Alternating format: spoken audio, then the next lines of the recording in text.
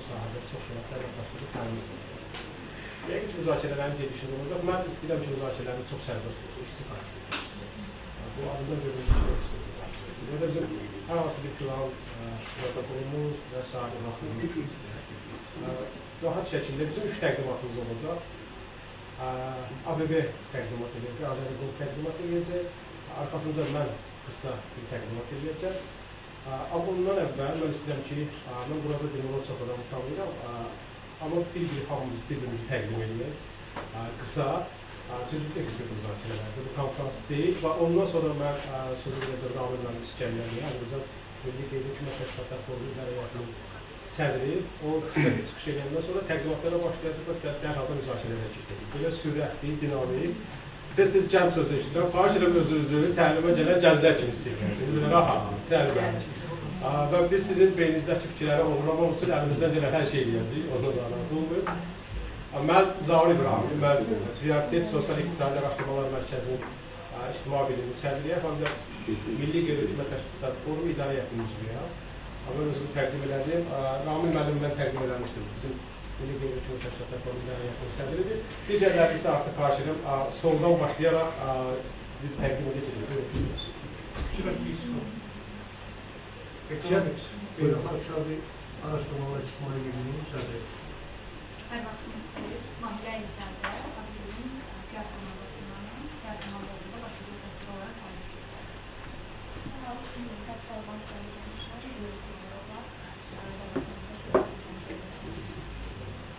Sabit Avro, Sarıkar'da Pazar İqtisadiyyatı İnşaatına yardımcı. Araz Əhmədov, İntermat məzunlarının sosial inteqrasiyası Gənclər İctimai Biliminin rəhbərliyəm. Qeyd edim ki, bizim təşkilat 2 sahədə fəaliyyət göstərir. Bir, internatlardan məzun olmuş gənclərin sosial inteqrasiyası və uşaqların internatlara atılmasının qarşısının alınması üçün tənha anaların sosial inkişafına dəstək proqramı həyata keçirilir. Herkese sağlayılan, mən Nəzir Abbasar'da 166 dərəcə adamlı şirkətlər toplanan PR Salam herkese, Sami Degəyniyeva həmin şirkətin Nizamşan Özdaşına da Vadisi şirkətin direktor müəllim. Salam herkese, Aslan Cəmalzadə, ABB-nin Fədəli Komitəsi Şöbəsi mütəxəssisi. Salamlar, mən də Yaxşıya Səfərli, ABB-nin Marketing Departamentinin direktor müəllim. Çingiz Əsədov, Bank Respublikada Marketing Departamentı. Seymur Zəfərov, Azərsin Holum. Rıza Ahmedov, Azərsin Holum. Sabahınız xeyir olsun. Səbinə Ələkbərova, İctimai Birlik sədriyəm, bir də Adı Universitetinin müəllimiyəm. Əlmə müəllimiyyə transport marketingi üzrə. Müdərrisiyənin qeymətin ödəmək sədri. İsrail İskəndərov, Ulus Sosial İnkişaf İdarəsinin üzrə. Əmir Məmədov, Atabanın Xarici Kommunikasiya Şöbəsinin rəhbəri.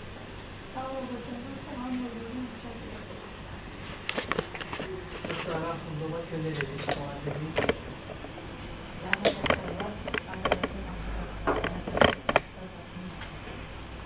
Hızlı Köle'de Sosyal İqtisadi Araşdırmalar Mərkəzinin Ruslan Quliyev, Azərbaycan Səhətlər Konfederasiyasının rəyasət üzvü, mən səhətli, eyni zamanda Sağlamlıq və Qurmaq Qurmaq Təşkilatı İctimai Birlik sədri. Herkese salam, Zəhra Bağlıva, Azərbaycan Səhətlər Konfederasiyası, Sahibkarlar və İş və İqtisadi Təhlil Şöbəsinin İlhan Abdullah, Azərbaycan Səhətlər Konfederasiyasının İctimai Birlik Şöbəsinin Ramil İskəndərli, Milli Qeyri-Hökumət Təşkilatlar Forumu Arist Ağirdiyev, Azərbaycan Qapalı Sənətlər Cəmiyyətinin İctimai Fəaliyyətlər Marketing və Korporativ Sosial Məsləhət Şöbəsinin. Mən həm bizə minnətdarım, bu formatı belə seçim ki, hamı artıq özün gəncsinə, bir təzə təlimə gəlmişsiniz. Özümüzü təqdim edirik, titulları qoyuruq bir kənara, burada mütəxəssis kimi çıxış edirik. Amma elə dərhal, sözü elə Ramin müəllim İskəndəriyə, qısa Milli Qeyri-Hökumət Forumunun baxışın formatını məlumat verəcək. Onun ardınca Yadigar müəllimə xahiş edəcək, ABB-nin təcrübəsi bizə dönüşəcək. O zaman çox əziyyət olmuşam, siz bilsəniz onu necə yormuşam bu üçücü. Buyurun. Çox sağ olun müəllim. Əvvəla bütün iştirakçılara, həm qeyri-hökumət təşkilatlarına, həm özəl şirkətlərə, digər iştirakçılara öz dəyərli vaxtından istifadə edib bu tədbirə qoşulduqlarına görə təşəkkür edirəm və Azərbaycan Milli Qeyri-Hökumət Təşkilatı idarə etdiyimiz eyni zamanda qeyri-müəyyən dövlət rəhbərliyi müşavirə şurasıdır və bugünkü tədbirin əsas təşkilatı Gələcək Sosial-İqtisadi Araşdırmalar Mərkəzinin rəhbəri Zaur Məmməd öz təşəkkürümü bildirirəm bu tədbiri ərsəyə gətirdiyinə görə və elə ilkin olaraq təqdimatdan göründü ki, yəni burada kifayət qədər nüfuzlu həm qeyri-hökumət təşkilatları həm özəl şirkətlər təmsil olunur və hesab edirəm ki, bugünkü müzakirələr artıq bir neçə il, yəni Azərbaycanda əlbəttə ki, korporativ sosial məsuliyyət mövzusunda həm tədqiqatlar aparılmış, müəyyən tədbirlər həyata keçirilmişdir. Lakin artıq hesab edirəm ki, Zaur müəllim bu təşəbbüsü bu belə deyək də adi xeyriyyətçilik tədbirlərindən daha çox korporativ sosial məsuliyyət siyasətinin keçirilməsinə bir keçiddir və mən ümid edirəm ki, növbəti illərdə bu əməkdaşlıq nəinki epizodik hallar daşıyacaq, bu konkret olaraq siyasətin həyata keçirilməsinə imkan verəcək və mən bu tədbirə uğurlar arzulayıram. Yaxından hamını iştirakə dəvət edirəm, interaktiv, mən demişkən hamımız bir tələbə kimi tədbirdə interaktiv iştirak edir. Çox bu barədə birazdan biz təqdimatda çarpazı fikirlərimizi bölüşək.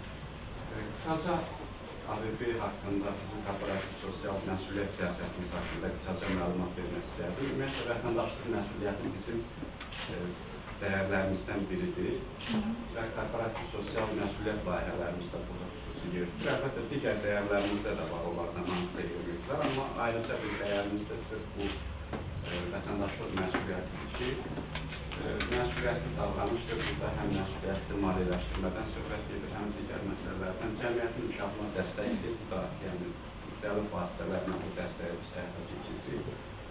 Əsas burada o yüksək ixtisaslı kadrların yetişdirilməsi çox mühüm yer tutur, detallara pozulacaq və nəticə, yəni strateji nəticələrə yönələrək fəaliyyət göstərməyə çalışırıq. Bunlar bizim dəyərlərimizdə öz yerini tutur, növbəti təzyiq olmasaq.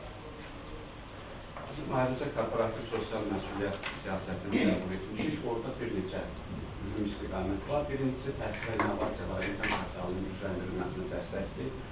Yəni, indi birazdan aparacağımız müzakirələrdə də bir daha məlum olacaq ki, əslində strateji baxımdan ən doğru istiqamətlərdən biri budur. İdmanın inkişaf və fəaliyyələşdirilməsi proseslərində iştirakdır. Bu da Azərbaycan üçün xüsusilə mühüm bir məsələdir. Çünki zaman keçdikcə bizdə də idman kommersiya fəaliyyət sahəsi kimi inkişaf edəcək, amma hələlik daha çox bizneslərin dəstəyini də müzahirə edəcək. Ona görə biz fəal iştirak edirik. Bəli federasiyaların dəstəklənməsində ətraf mühitin mühafizəsinə istiqamətlənən tədbirlərdə də fəal iştirak edirik. Həmişə bu Azərbaycan Banklar Assosiasiyası xətti ilə doğru özümüz də ayrıca layihələr edirik və eyni zamanda bu da müxtəlif gözləntiləri nəzərə alaraq bir ümumi istiqamətlə müəyyənləşdirilmişik ki, bəzən ehtiyacdan irəli gələrək hansısa layihələrə biz dəstək veririk. Növbəti slayda zəhmətlərsək.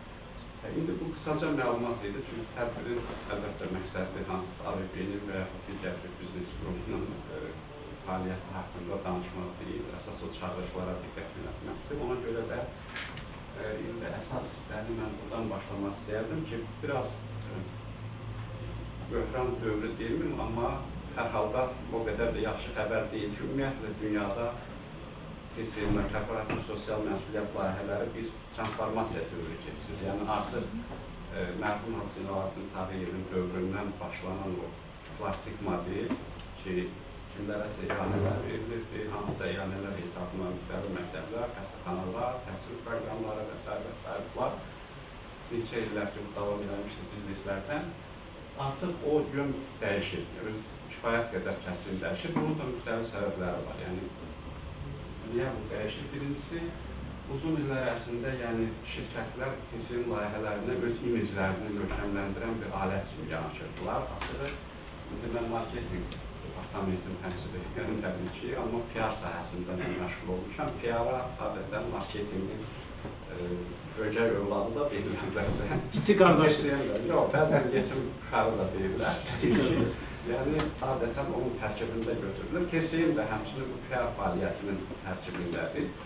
Marketing kifayət qədər bu KSM-i dünyada istismar edib də deyə bilərik. Yəni, ona görə də bir balaca buna açığı deyim, qlobal səviyyədə bir inamsızlıq yaratır. Yəni, KSM layihəsi olan bu müxtəlif burada elementlər var da, dövlət infrastrukturu yaradır, böyük bir tənzimləməni həyata keçirir bu sahədə, sonra müəyyən stimullaşdırıcı tədbirlər görür, vergi güzəştləri ola bilər, digər güzəştlər ola bilər.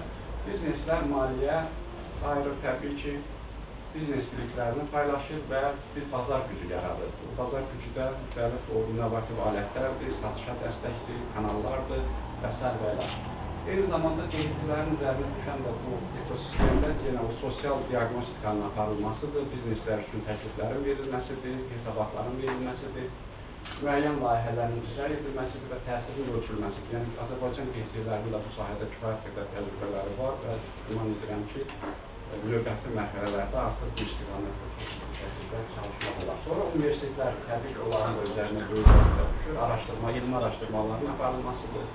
İnnovasiyaların hazırlanması, müxtəlif startup komandalarının formalaşdırılması, müxtəlif startup layihələrinin təqdim edilməsi, kadr hazırlığı, yəni bu da universitetlərin işidir.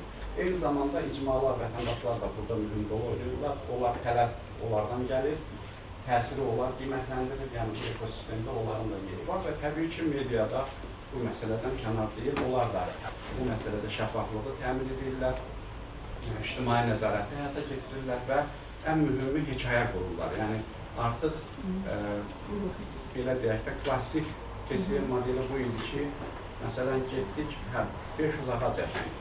Amma müasir yanaşma deyir ki, bu ağac böyüdümü, bunun suvarma sistemini düzəltdinizmi və yaxud deyir ki, aksiya keçirdik, orada 100 uşaq iştirak elədi. Artıq deyir ki, o 100 uşaq buradan nə aldı, yəni onun hansı problemini həll edir. Hətta 100-ün içində də seçir konkret bir şəxsi ki, məsələn, bu uşağın hansı problemini həll etdiniz? Məsələn, yadigar 10 yaşlı bir uşaq bundan nə əldə etdi? Yəni, onun artıq hekayəsi çox yaxşı təsirlər yarada bilir. Yəni, deyəcəklərim bu qədər. Təşəkkür edirəm, diqqətiniz üçün. Cəbəl, çox sağ olun. Gəl müəllimdən biz gəl-gəşlərimizdən tanışıq. O, ən mürəkkəb məsələləri çox sadə izah eləmək qabiliyyətinə malikdir və biz bir daha onu gördük. Bizim daha maraqlı təqdimatımız var. Ariz müəllim Azəriqold təcrübəsini qeyd edəcək. O bizə çox tərəfli yanaşmalı qeyd edəcək və düşünürəm, bu Azəriqoldda daha qabarıq görünür. Buyurun. Çox sağ olun. Zahir müəllim, təşəkkür edirəm təqdimat üçün. Bu mövzu ilə bağlı qeyd eləmək istəyirəm, çox aktual və gərəkli bir mövzu topluluq və hesab edirik ki, bu konferansın nəticələri praktikada, təcrübədə də öz sözünü göstərəcək. Yadigar müəllim həm nəzəri hissədən danışdı, həm praktik hissədən danışdı. Bizim təqdimat daha çox adından da görüldüyü kimi Azəriqold təcrübəsini əhatə edəcək. Hansı işlər görmüşük, hansı işləri görəcəyik və görməyə planlaşdırırıq, bununla bağlı olacaq. İlk növbədə qeyd etmək istərdim ki, Azəriqold Qapalı Səhmdar Cəmiyyəti Möhtərəm Cənab Prezidentin 2015-ci il 11 fevral tarixli sərəncamı şirkətin bütün səhmləri dövlətə məxsusdur və 2016-cı ilin 5 iyul tarixindən etibarən artıq biz praktiki fəaliyyətə başlamışıq. Şirkətin fəaliyyəti nədən ibarətdir? Dövlətin əsas iqtisadi siyasətinə uyğun olaraq dağ mədən sənayesinin dinamik inkişafı, ümumilikdə qeyri-neft sektorunun tərəqqisi istiqamətləridir. Azəriqold fəaliyyətə başladığı gündən deməli, yerli və beynəlxalq lakin populyasiyası təqribən elədir. Mən xüsusi bir məqamı qeyd eləmək istərdim ki, Azəriqold Ağyoxuş 1, Göygölərdə yerləşən Ağyoxuş 1 qızıl mədəninin istismarından sonra rekultivasiyasını həyata keçir və dağ mədən sahəsində bu ilk dəfə olaraq Azərbaycanda rekultivasiyası həyata keçir. Yəni, mədən bitib və bərpa oldu. İlk belə bir layihədir. Bizdə daha sonra layihələrdən var. Göygöl və Daşkəsən rayonunun bir neçə kəndində bu küləkli və quru havada tozun havaya qalxmasının qarşısını alan ekoloji təşəbbüsdür. Bu da Dastex adlı reagent var. O belə deyək də təbii tərkibli bir reagentdir və onun istifadəsinə başlamışıq bu ildən etibarən. Bilirsiniz ki, daşıma yollarında müəyyən tozlanma olur. Bu tozlanma ölçülür, o həddi qorunmaq məqsədilə bəs bu maddədən istifadə edir. Ekoloji təmizdir, müxtəlif ağac növlərindən hazırlanır. Bu da bizim həyata keçirdiyimiz təşəbbüslərdən biridir. Növbəti slayda zəhmət olmasa keçək. Haqqında danışdığım layihələr haqqında fotolar təqdim olunur. Növbəti istiqamət təhsilin inkişafına dəstəkdir. Biz 2022-ci ilin 15 sentyabr tarixində Heydər Əliyev Fondunun təşəbbüsü Azərgoldun dəstəyi ilə Daşkəsən rayonunun Quşçu qəsəbəsində yerləşən Şəhid Səlmiqan İskəndərov adına tam orta məktəbin tikilib istifadə edilməsini təşkil etmişik. Bu bizim təhsilin inkişafı ilə bağlı həyata keçirilən dövlət siyasətinə dəstək məqsədi ilə icra olunub. Bu məktəblə də fəaliyyət göstərilib, Təhsil Nazirliyinin qalasına verilib. Kifayət qədər müasir bir məktəbdir. Daşkəsən rayonunda yerləşir, Quşçu qəsəbəsində. Nəinki bina ilə təchiz olunub, digər içərisində avadanlıqlar və lazım olan maddi-texniki baza ilə də təmin olunub. Hazırda da fəaliyyət QR kodla oxuduq proqramı və sistemdən istədiyi kitabı seçdik. Ondan sonra köşkdən xaric olub və əgər köşkdən daxil olarsa və oradan qeydiyyatdan keçmədən götürərsə, orada müəyyən siqnalizasiya sistemi işə düşür.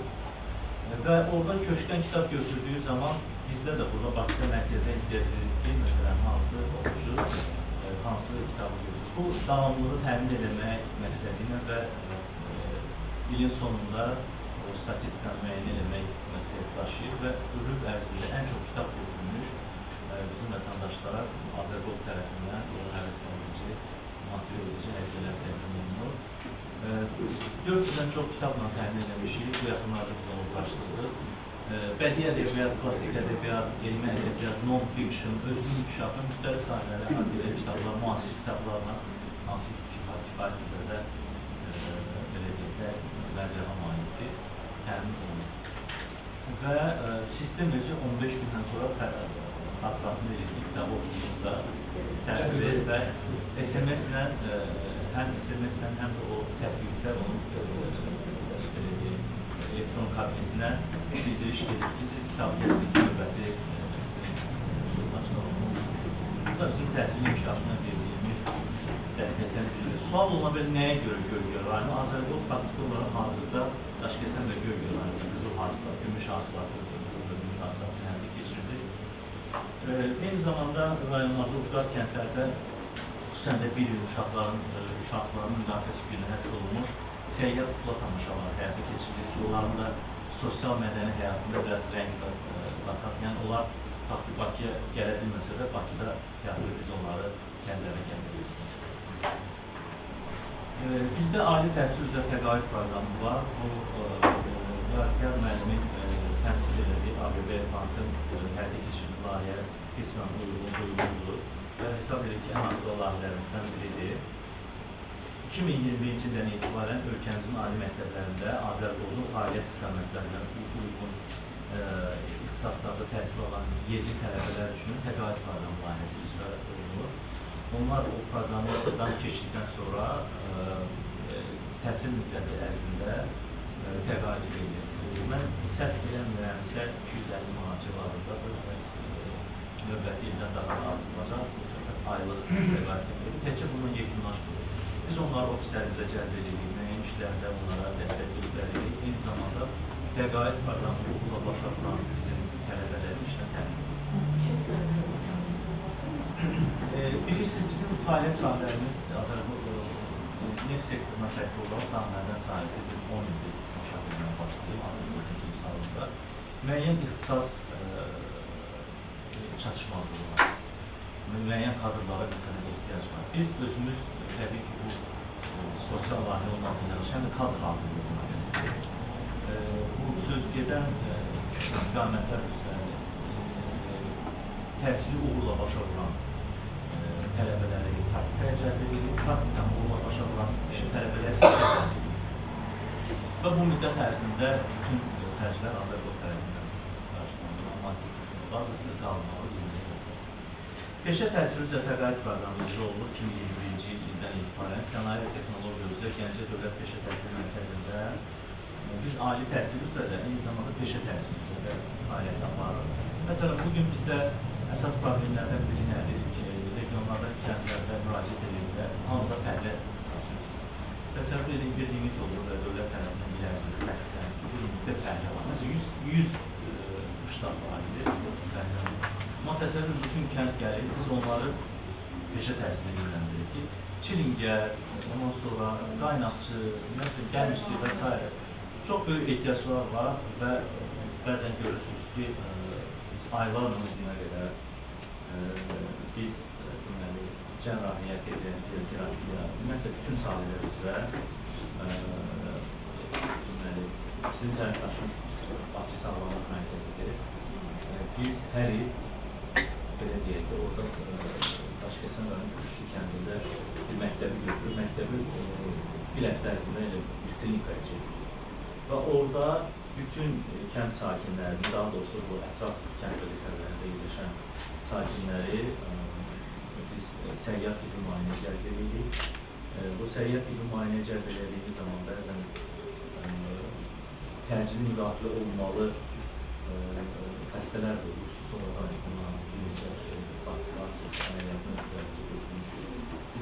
müayinə mədəniyyəti, erkən müayinə mədəniyyəti ölkəmizdə o qədər də çox geniş yayılır. Həm də bu layihə məhz ona xidmət edir ki, erkən müayinə mədəniyyətini təbliğ edilir. Biz indi inşallah gələndən etibarən bu müayinəni ildə 2 dəfə eləmək istəyirik, 6 aydan bir. Bugünə qədər 2400 nəfərdən çox sakin, yəni 2400 nəfər ayrı-ayrı sahib. 9363 ödəniş tibbi xidmətə cəlb olunmuşdur. Bizim digər layihəmiz 2022-ci il əsası quruldu. Gəncədə autizm mərkəzi, regional autizm mərkəzi fəaliyyətlər başladı. Bu autizm mərkəzi, autizm spektr pozuntuulu şəxslərin, uşaqların fərdi inkişafına dəstək məqsədilə yaradılır və hazırda da fəaliyyət göstərir. Onun statistikasını təsvir olsun gətirməmişim, amma belə maraqlı olsun, onu da biz sabahlı təqdim. Aşağı liqada necə oynayacaqlar, ondan sonra bağlı. Məlumatları qeyd elədik, bununla bağlı məlumatlar hansında növbətçisi var. Tövsiyələr var, tövsiyələr çox qısa eləmiş bununla bağlı, yəni aşağıdan başlamaq istəyirəm. Mən düşünürəm ki, ilk fürsət mexanizmi yaranmalıdır. Valla bunu düşünürəm ki, Azərbaycan yaxşı bir təcrübə gətirə bilər. Bu dünyada da o qədər yoxdur, səmimi var. Ondan deyək ki, başqa ölkələrdə o qədər var, o qədər də yoxdur. Bu ümumiyyətlə hal-hazırda ən böyük problemlərdən biri. Yəni, müəyyən bir qeyri-hökumət təşkilatlarına kömək eləmək, peşəkar inkişafına yardım etmək.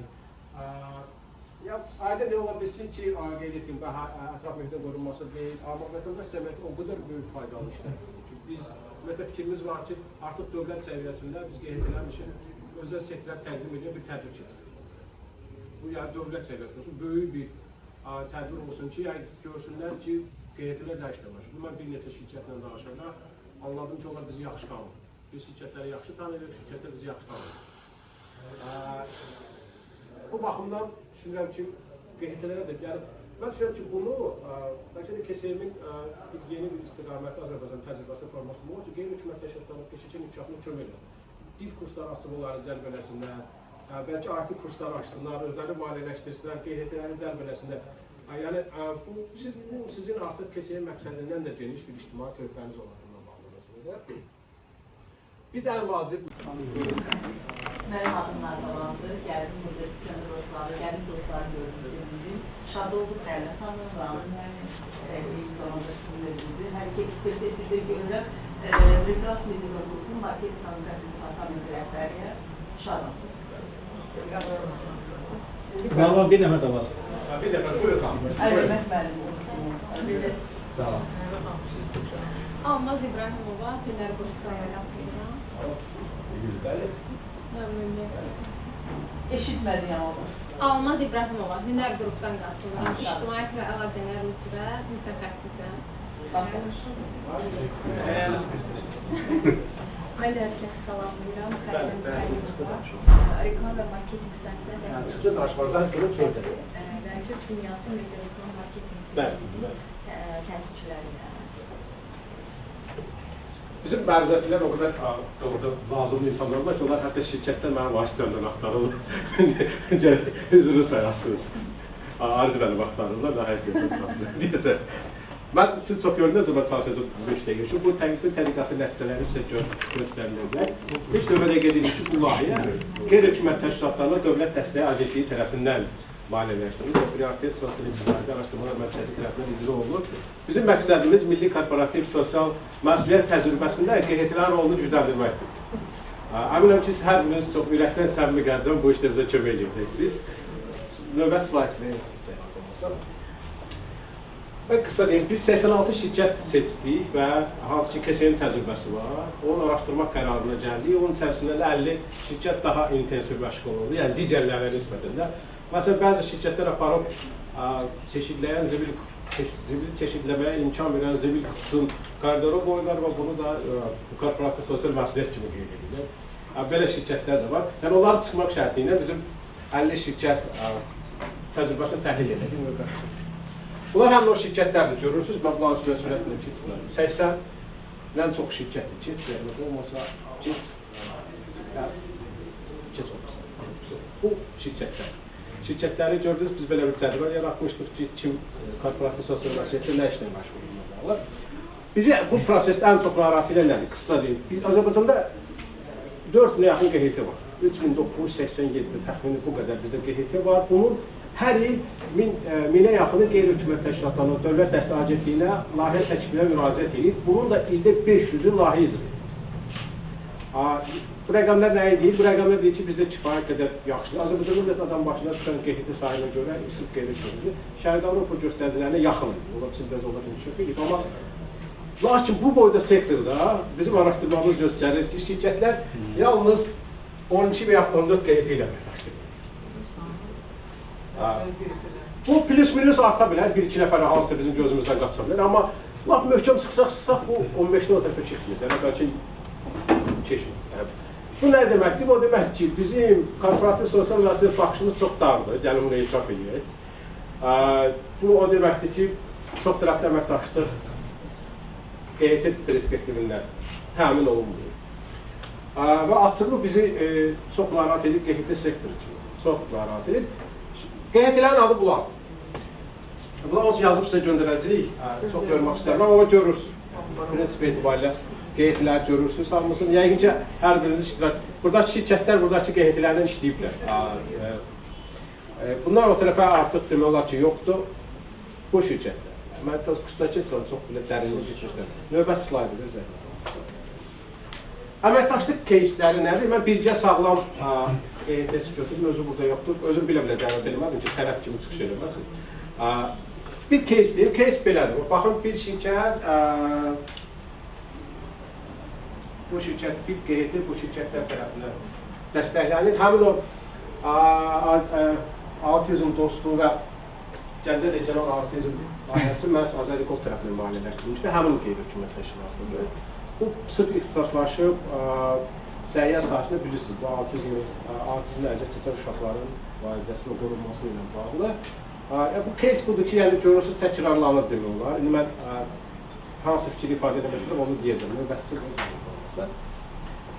Məsələ oradadır ki, mən Yadigar Bayralı ilki müzakirə edirdim. Bizdə KSM təcrübələri çox bir-birinə oxşur. Yəni, elə bir sanki standart paketdir. Marketing əməkdaşları ya da KSM əməkdaşları ortaya düşünürlər, çox uzağa getmək istəmirlər və qısa və konkret mən də eləyirəm çox işlərimi. Amma bəzən arada innovasiya eləmək lazımdır. Böyük itiraf var. Böyük innovasiya eləmək lazımdır. Ümumiyyətlə, insan orqanizmi həmişə optimallaşmaya qaçır. Siz beyni biraz tənbəl öyrətsəniz, o tənbəl olacaq. Əsas trendlər nədir? Yəni, biz nəyi gördük bu şirkətlərdə? Biz çox tərəfli əməkdaşlıq modeli artıq standartlaşır, bu pis deyil. Amma burada daha çox nədir? Biz burada QHT-lər o zaman əməkdaşlığı cəlb eləməlidir ki, o da dövlət olur. Yəni, şirkətlər sanki dövlət olmadan QHT ilə əməkdaşlıq eləmək istəmir. Və yaxud da ki, çəkirirlər, ya da uzaqlaşırlar. Birbaşa təmaslar çox azdır. Üç bucaq var. QHT dövlət şirkət və yaxud QHT şirkət dövlət. Yəni birbaş şirkət QHT biz görmürük çox təəssüflə bağlı. Bir daha bu acıq məsələ nədən ibarətdir? Bax budur. Əsas cümlə budur. Biz icraçı tərəfdaş kimi yalnız rol alırlar. Yəqin hamınız öz təcrübənizdə görürsünüz. Lakin hələlik çox məhduddur qərar vermə və KSM siyasətinin planlanmasıdır. Yadigar müəllim təqdimatı o baxımdan çox əhəmiyyətlidir ki, şirkətlər dünyada belədir. Mən çox təcrübə gətirib yormaq istəmirəm. Şirkətlər ümumiyyətlə ilkin əsasda Yadigar bəy qeyd elədi, diaqnostika mərhələsində artıq KSM prioritetləri müəyyənləşdirəcək, yalnız gözəl proyekt maliyyələşdirməli deyirlər. Yəni, bu estetika gözəldir, yaxşıdır, amma estetika sonraki mərhələdir. Birinci, ictimai faydalılıq olmalıdır. İctimai faydalılığı da mən düşünürəm ki, QHT-lərdə yaxşı bilən yoxdur. Mütləq birinci ictimai faydalılıq olmalıdır. Gözəl proyekt, marketing baxımından yaxşı proyekt və əladır, hər şey yaxşıdır. Amma bundan da belə ictimai faydalı olmalıdır. Bir də bizdə qısa müddətli kampaniyalar, bizdə orta müddətli də 3 illik demək olar ki, Azərbaycan qeyd edildi, ABB-nin akademiyası var, amma digər başqa ki, o rifah və artsın, çünki onu biz özümüz də rahat oluruz. Yəni, bədbəxtlərin içində də xoşbəxt olmaq olmur. Burada bir remarkadır, onu da qeyd edilmişsə. Mən ümid edirəm ki, çox qısa eləyə bildim bu məsələni.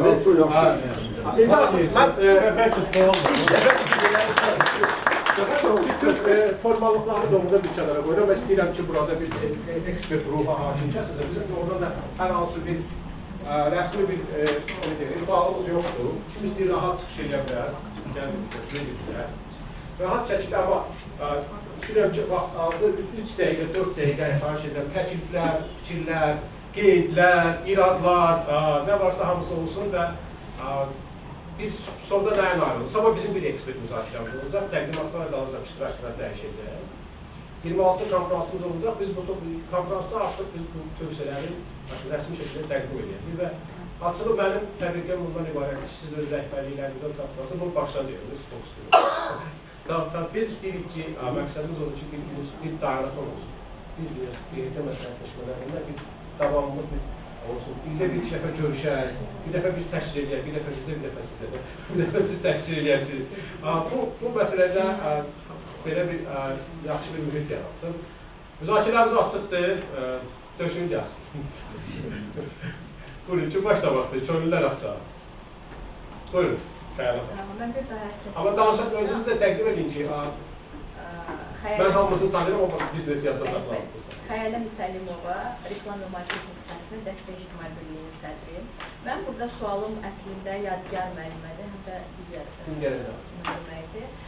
Niyə KSM, əslində Zaur müəllim bunu qeyd elədi, amma mən sizdə keçirdiyiniz KSM layihələrə baxanda, orada heç bir qeyri-hökumət təşkilatlarına, yəni sahəvi, əslində ki, qeyri-hökumət təşkilatlarını araşdırsınız, elədiyiniz KSM layihələrə uyğun sahəvi qeyri-hökumət təşkilatları var ki, hansı ki, bircə daha böyük bir gücdə layihələr eləyə bilərsiniz. Və mən burada da qeyd eləmişəm, beynəlxalq təcrübə ilə bağlı, beynəlxalq təcrübə ilə bağlı banklara nəzər salınsaq, beynəlxalqda KSM layihələrdə daha çox qeyri-hökumət təşkilatlarına üstünlük verilir. Nəinki marketing özü bunu KSM layihəni həyata keçirir və ya PR. İkinci sualım, niyə marketing? Ümumiyyətlə, marketing deyəndə, marketing daxilində həm reklam, həm media, həm PR, yəni hamısı birlikdə gedir. Bunlardan hansısa olmayanda marketingdə axsamalar olur. Niyə marketing həm öz imicini sağlamlaşdırmır, yəni KSM layihələrlə, PR-la birlikdə, həm də insanlara dəstək vermir. Yəni son zamanlar mənim özümün həm də mən sahibkaram 15 ildə, Artmuda Agency-nin təsisçi direktoruyam.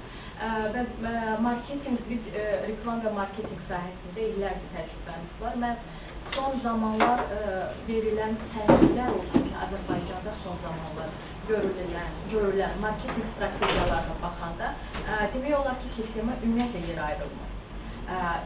Nə büdcə ayrılır, nə KSM-ilə bağlı bir nəyəsə bir PR planlaşdırılır. Bunun da səbəbini bilmək istəyərdim. Çünki ABB yetəri qədər böyük banklardandır və yetəri qədər təcrübəsi olan və marketingi büdcə ayıran banklardandır. Çox üzr istəyirəm. Siz belə düşünürsünüz ki, KSM marketingin bir hissəsidir? Xeyr, PR. KSM PR-la bağlı bir şeydir. Mən xahiş edirəm, çox üzr istəyirəm, mübahisə etməyəcəm. Mübahisə etmirik, bəli. Mən burada bir vacib məsələ var.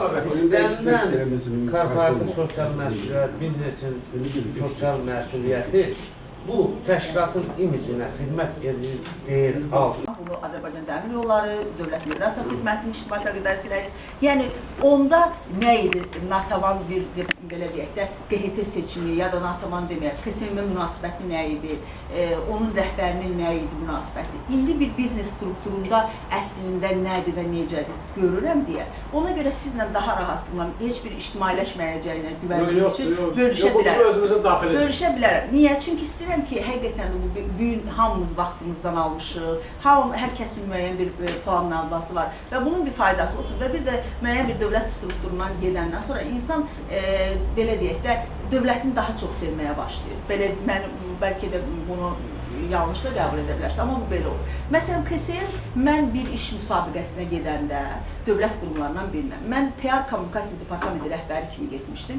Orada müavinlərdən birinin mənə verdiyi sual, bütün jurnalistikadır mənim ixtisasım. Jurnalistika ilə bağlı bütün suallar verdikdən sonra, bütün testlərdən keçəndən sonra mənə dedi ki, KSM nədir? Mən o sualın cavabını bilmirdim. Yəni, mən qırmızı diplomla Bakı Dövlət Universitetini bitirmiş bir jurnalist olaraq KSM nə olduğunu bilmirdim uşaq. Və həqiqət dostlar, mən bunu etiraf edirəm sizə. Və fikirləşin ki, mənim kimi dövlət qurumu, Azərqordun marketing departamenti rəhbəridir bizim Ariz dostumuz. Məsələn, müxtəlif dövlət qurumlarında təmsil olunan bu marketing, KSM məsələlərlə məşğul olan dostların heç çoxu bilmir ki, KSM nədir. Düzdür, mən həmin müsahibədən keçdim və mən o dövlət qurumunun KSM tədbirlərini eləmək zorunda qaldım. Amma siz fikirləşin ki, bir KSM-in nə olduğunu bilməyən adam onu elə ya əlidən, ya vəlvələdən, ya zəlzələdən icra etməli oldu. Necə oldu? Məsələn, deyirsiniz ki, o 14 şirkət var, necə əməkdaşlığı, QHT var. Məsələn, mən baxırdım ki, Azərqord adətən hansı şeylə işləyib QHT ilə. Baxırdım, görürdüm ki, məsələn, filan QHT ilə işləyib. Demək ki, bunun reputasiyası belə deyil. Bu yuxarılarda da yaxşıdır. Kakraz ilə dövlət qurumu ilə də işləmə təcrübəsi var. Niyə özümü yormalıyam? Niyə özümə təzə bir alternativ? Yəni, heç kim özünü yormaq istəmir. Bunun seçimi adətən belə olur. Gəlirik biznes tərəfdaş. Dövlət qurumlarında əgər soruşursa, bir rəhbər şəxs kimi, qərar verici adam kimi, mən həmişə o cür seçmişəm. Yəni, nə yalan deyim. Mən axtarmamışam ki, görən bu dəfə də prioritet ictimai birinə bir şans verim, görək. Elə fikirləşməmişəm. Yəni, fikirləşmişəm ki, məsələn, Azərqordun layihəsinə baxmışam. Qəşəng olubdur, hə, tamam, qoy mən də onu icra edim, bəlkə də mənə də yaxşı bir nəticə verdilər. Amma indi gəlin biznes qurumundan baxıram da, referans medical qrup olaraq baxıram. Biznes özəl sektorda deyə bunu demirəm, amma siz fikirləşin ki, özəl sektorda işləyən dostlar, rəhbər şəxslər dövləti, bəlkə də dövlətdə işləyənlərdən daha çox düşünürlər. Məsələn, mən indi bilmişəm ki, mənim rəhbər şəxsimin qarşısına hansısa bir KSM layihə aparanda, hansı ki, dövlət pul verəndə o rəhbər şəxs o sualı vermirdi, amma indi özü pul verən adam deyir ki, bunun hansısa əlilə zəllə bir faydası var mı? Sosial dəyər yaradır mı? Yaradır mı? Məsələn, adam soruşmur, mən burada nə qədər qazanacam bu. Əslində o sualı o verməlidir. Anlata bilirəm, yəni onun özəl sektorda, pul verən amma məndən özəl sektorda, onu soruşur. Məsələn, məni bura göndərəndə deyir ki, biz o günlərin qızların təhsilinə bağlı bir layihəni müəyyənlə maliyyələşdirdik. Ya da ki, biz hansısa özəl şirkətə getdik, belə qan xərçəngi ilə, belə süd vəzi xərçəngi ilə mübarizə ilə bağlı bir aksiya. Mən artıq 6 aydır buradayım və müxtəlif sosial layihələrin birbaşa təşkilatçı və iştirakçısıyam. Və bu mənə xüsusi zövq verir. İnanınız ki, mən bu zövqü başqa bir yerlərdə almışam. Ona görə ki, adamlar hesabatlıdır ki, mənim ayırdığım vəsait neçə xanıma toxunuş etdi. Məsələn, biz 15 xanım var idi, onların belə deyək də, valideyn himayəsinə məhrum xanımların təhsil haqlarına falan məşğuldur. Yəni, heç tədbirdə iştirak etməsəm də olar, heç şirkətimin adını çəkib reklam etməsinlər də olar.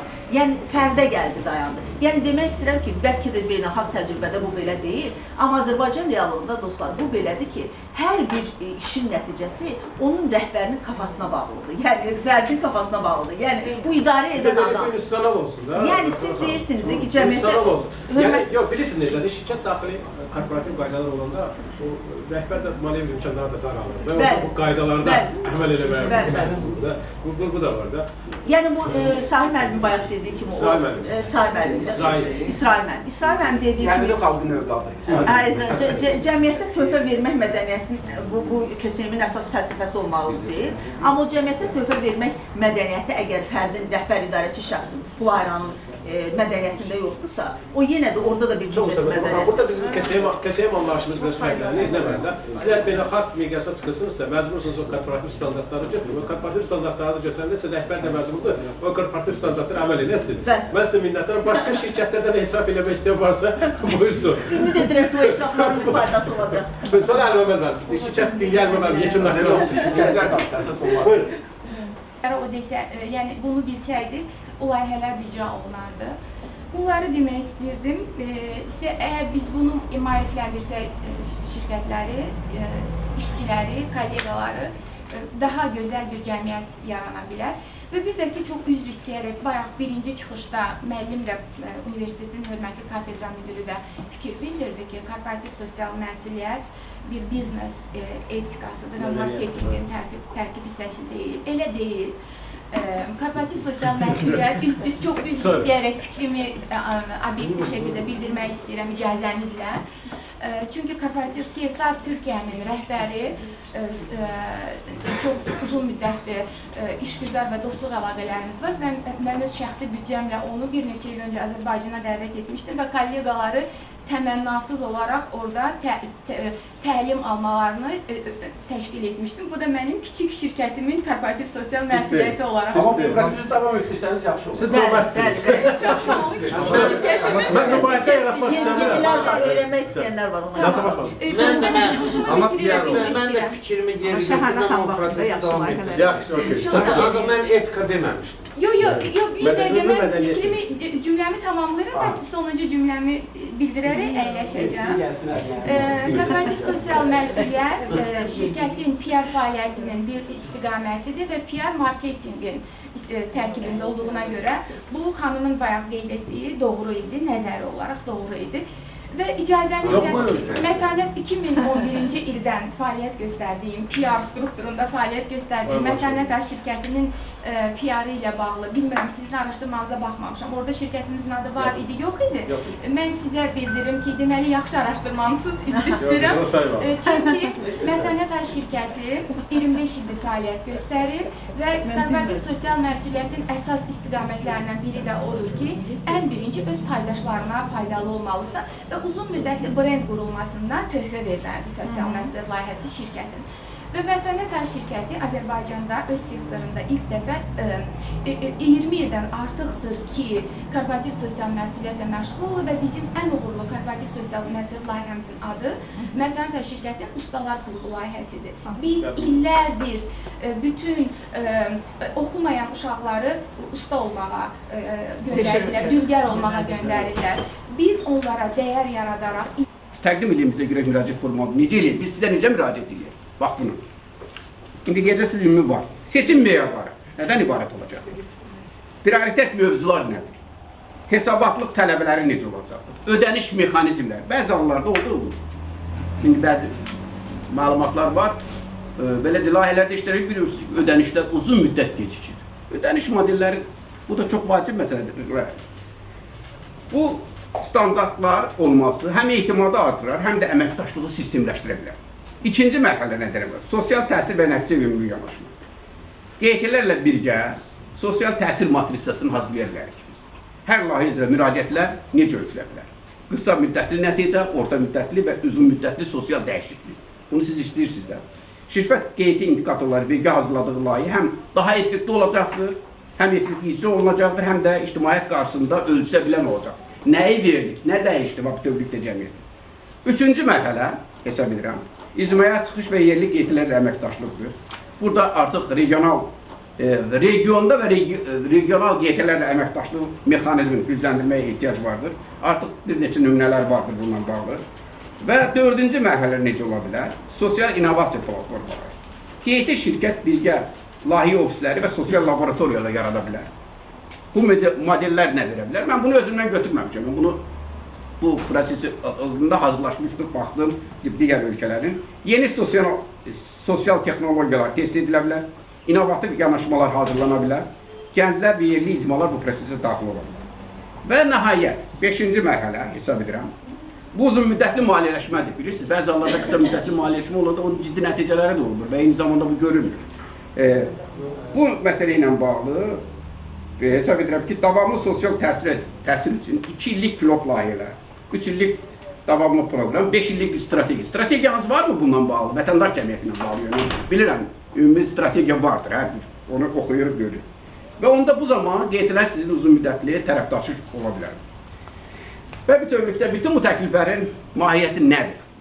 Qeydlər KSM prosesində kənar müşahidəçi yox, yaradıcı tərəfdaş olsun.